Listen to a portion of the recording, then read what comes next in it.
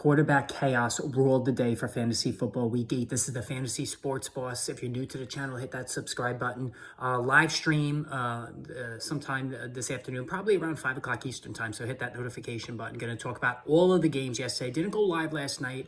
Got behind on some things that I had to do, so wasn't able to get on there last night. But I have a lot of thoughts on the games.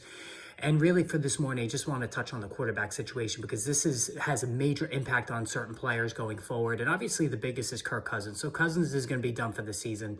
The team has basically said, not so many words, that he has a torn Achilles. They're just basically going to confirm today that it is in fact torn, but Cousins is done. And it's very startling to see because he's has been one of the most durable quarterbacks in the NFL, since he's become a starter way back with his Washington days.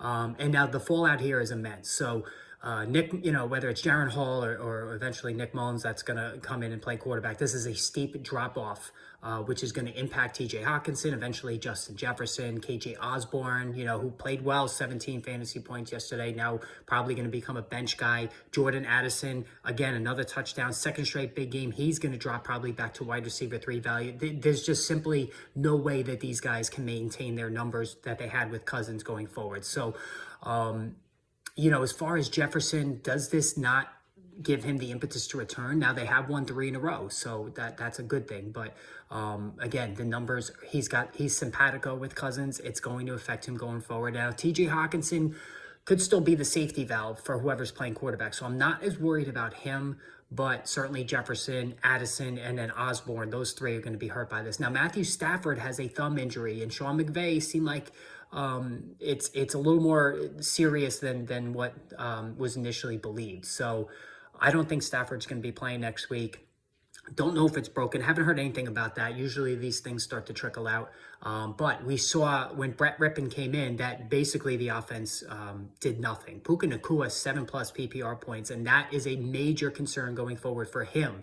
Cooper Kupp, he's been, certainly he's going to see a drop in numbers, but it won't be as stark as it would be for Puka Nacua. Brett Rippon, we've seen him multiple times in the past. He's just not a good quarterback. I'm shocked he's still even in the league.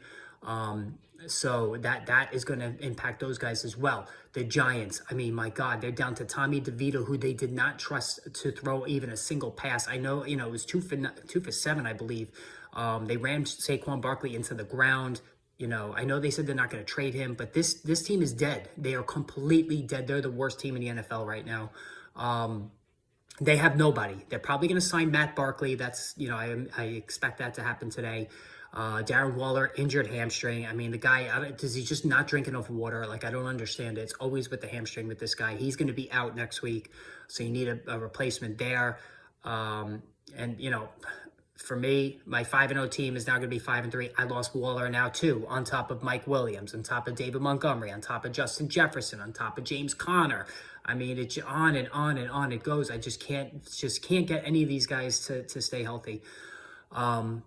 But yeah, any Giants player not named Saquon Barkley now is a bench. Will have to go to the bench. That's it. I mean, there's just no other way to say it. I already picked up the Las Vegas Raiders defense. Even though they've been shaky this season, they're playing the Giants next week.